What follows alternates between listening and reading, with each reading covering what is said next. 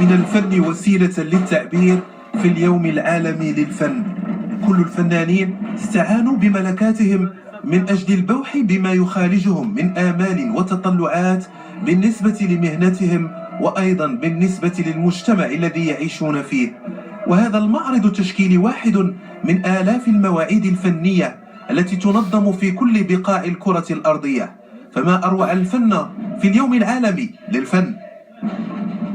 بغينا نشاركوا كباقي دول العالم في البلاد ديالنا اليوم العالمي للفن، ونحتفلوا به كباقي الفنانه، وتتضمن مجموعه من التظاهرات بما فيها المعرض ومقاطع موسيقيه وقراءات شعريه من مجموعه من الكتاب والفنانين والشعراء. هو الفن الاحتفال لجميع المغاربه ولا سكان الارض اللي كيحتفلوا بهذا اليوم هذا.